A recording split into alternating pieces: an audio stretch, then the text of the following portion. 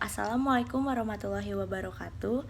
Kami dari kelompok 4 izin mempresentasikan tahap bagian pengembangan instrumen dengan anggota kelompok Muhammad Hafiz, Maura Putri Kenanga, Putri Muara Arum, Siska Nur Anissa, dan Siti Rahma Maulida. Tahap 3A, menemukan pengukuran dan instrumen yang ada. Menemukan pengukuran dan instrumen yang ada saat ini bisa dilakukan melalui 1. Bertanya kepada kolega kerja dalam area program yang sama. 2. Cek di majalah ilmiah, seminar ilmiah, dan sebagainya. 3. Cari di internet. 4. Review literatur yang dipublikasikan. 5. Cek daftar pengukuran yang ada. 6. Bertanya ke universitas, staf unit penelitian, dan mitra sistem informasi. Menemukan pengukuran dan instrumen yang ada mungkin sukar. Bila menemui kesulitan, carilah bantuan dari petugas perpustakaan atau spesialis informasi atau spesialis evaluasi. Jarang menemukan instrumen sesuai yang dibutuhkan. Karenanya, carilah dari satu instrumen atau beberapa instrumen.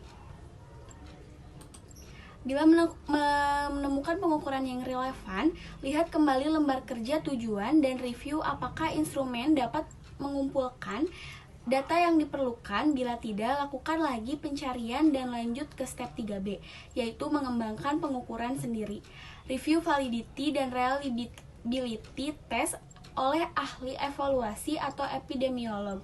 Bila pengukuran tidak cukup berkualitas, lakukan lagi pencarian dan lanjut ke step 3B, jangan replikasi pengukuran yang kurang berkualitas.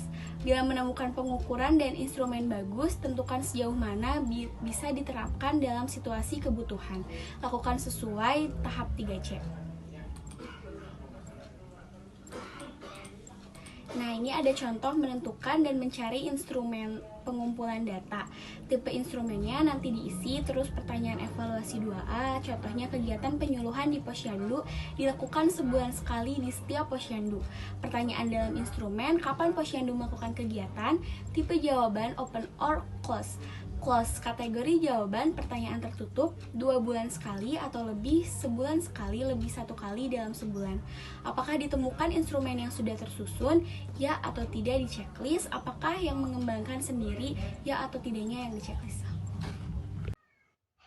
Saya Siti Rahma Maulida. Di sini saya akan menjelaskan tahap 3B, yaitu mengembangkan pengukuran dan instrumen pengumpulan data. Tahapan ini merupakan upaya menjawab pertanyaan evaluasi dengan mengembangkan instrumen pengukuran berisi pertanyaan untuk menggali data untuk menjawab pertanyaan evaluasi. Lembar kerja instrumen membantu mengembangkan berbagai tipe instrumen, yang pada dasarnya merupakan kisi-kisi pengembangan pertanyaan agar sesuai dengan pertanyaan evaluasi.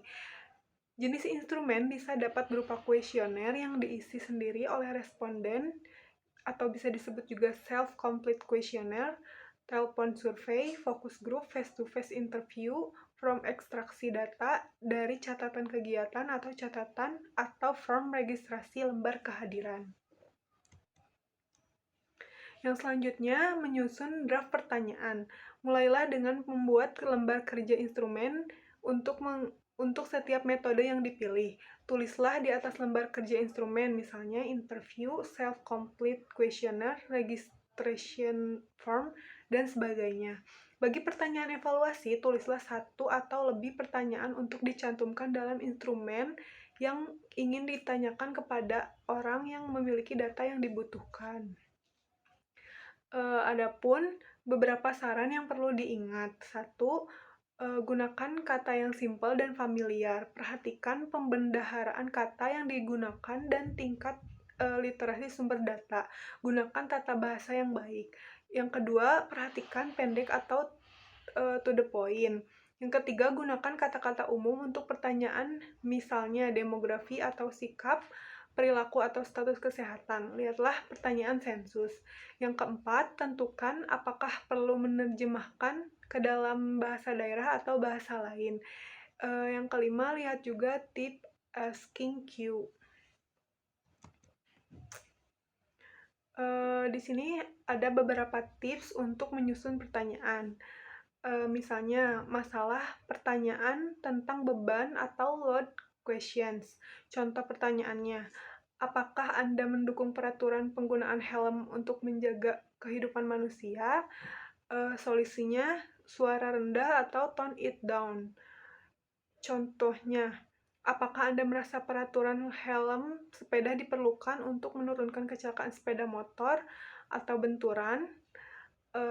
Di sini juga ada contoh masalah pertanyaan jama, double negatif, dan pertanyaan ganda. Bisa di tabel berikut.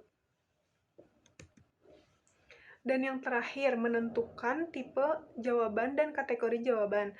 Tahapan berikut dalam lembar kerja instrumen adalah memilih tipe jawaban untuk setiap pertanyaan.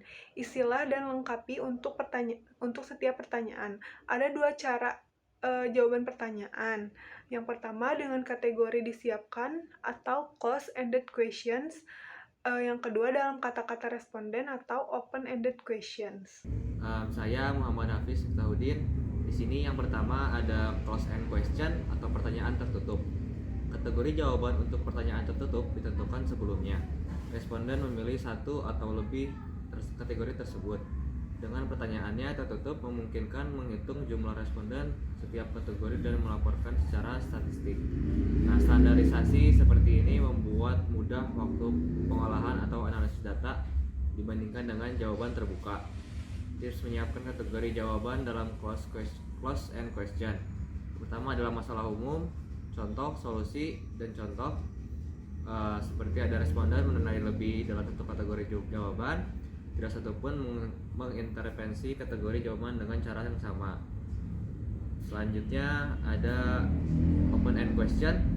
Open-end question tidak memiliki kategori jawaban yang disiapkan terlebih dahulu, tapi beberapa instrumen mengumpulkan data, misalnya focus group memakai open-end question. Open-end question memungkinkan responden sebagai sumber data menjawab pertanyaan dengan kata-kata sendiri. Pernyataan ini dipakai apabila responden mau dan dapat mengekspresikan dengan cara ini.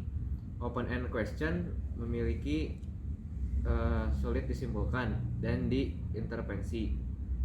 Jangan menghitung beberapa kali menyebutkan sesuatu, tapi lihatlah tema yang lebih luas.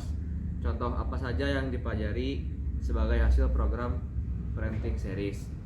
Nah, tipe instrumen lain misalnya self-complete questionnaires mencakup gabungan open-end, close-end question. Selanjutnya ada memakai beberapa metode atau cara dalam instrumen. Bisa dipakai secara bersamaan, misalnya mengisi kuesioner, form registrasi, catatan kegiatan, dan pedoman diskusi kelompok terfokus. Cara mana yang dipilih tergantung pernyataan evaluasi yang disusun berdasarkan kebutuhan dan akan dikumpulkan. Nah, bagaimana menempatkan jenis instrumen bersama tergantung tipenya. Untuk memakai daftar hadir, misalnya buatlah dalam tabel dengan baris dan kolom. Misalnya berisi kolom nama dan kolom lainnya tentang kegiatan yang direncanakan. Dilakukan sebagai catatan kehadiran. Nah, buatlah judul lembaran tersebut menunjukkan indikasi program, misalnya tanggal, tempat, serta judul setiap kolom. Nah, sebagai tipe instrumen tidak dalam bentuk tabel dengan baris dan kolom, tetapi berisi pernyataan dan jawaban. Mulailah dengan petunjuk instruksi cara mengisinya. Yang pertama ada petunjuk, yang kedua pertanyaan dengan topik yang sama, yang ketiga urutan yang logis, yang keempat instrumen yang dapat digunakan bersama, lalu yang kelima munculkan minat responden. Selengkapnya bisa dibaca ya teman-teman. Selanjutnya yaitu tahap 3C, mengumpulkan kualitas instrumen pengumpulan data. Pengujian kualitas instrumen pengumpulan data ini penting untuk dilakukan.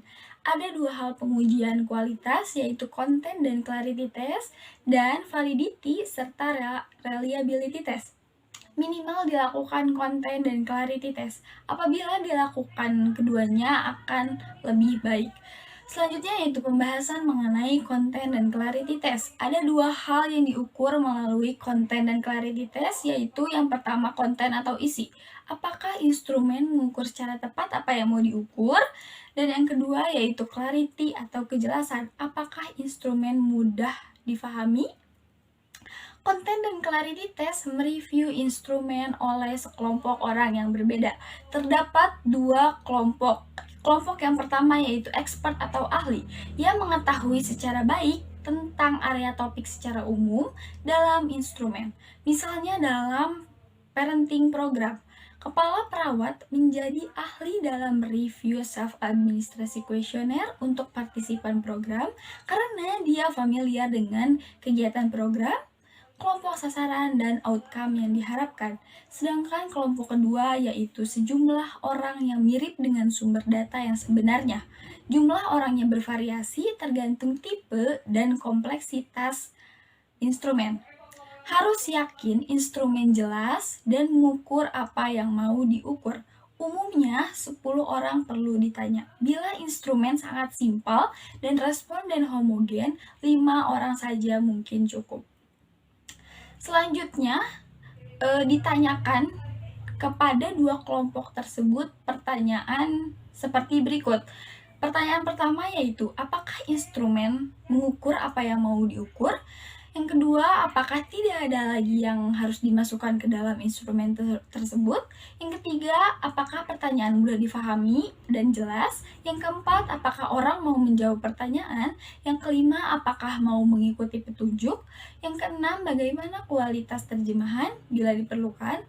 Dan yang ketujuh, yang terakhir, apakah istilah-istilah sehari-hari yang dipakai tidak difahami? Itulah 7 pertanyaan yang diajukan kepada dua kelompok tersebut. Selanjutnya yaitu reliability test. Bila dikembangkan instrumen baru, lebih baik bila diukur menggunakan stability reliability yang menunjukkan konsistensi pengukuran. Mengukur stability reliability termasuk bertanya kepada sampel dalam melengkapi instrumen pengumpulan data di satu waktu dan mengulangnya kemudian. Bila pengukuran reliable, data harus konsisten antara dua waktu periode tersebut. Penting mengukur seluruh jenis instrumen yang digunakan karena mungkin sebagian ada yang tidak reliable. Perkirakan beberapa item pertanyaan yang dibutuhkan serta teknik interpretasi hasil stability reliability test. Selanjutnya yaitu validitas. Validitas mengandung arti sejauh mana ketepatan dan kecermatan suatu alat ukur dalam mengukur suatu data. Dilakukan dengan melakukan korelasi antar skor masing-masing variabel dengan skor totalnya.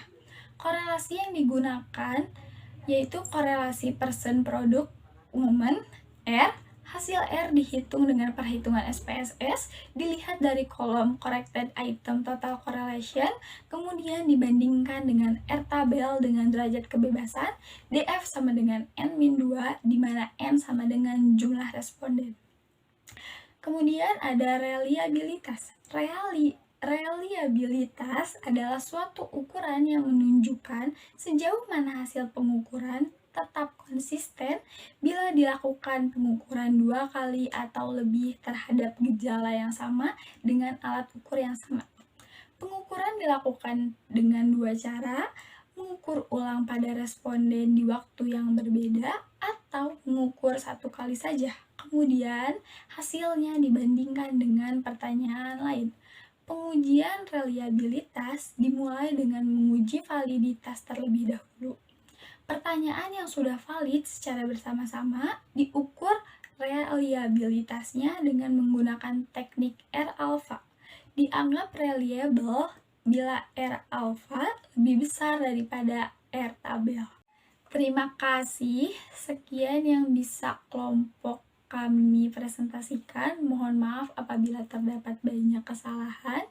Wabillahi taufiq wal hidayah. Wassalamualaikum warahmatullahi wabarakatuh.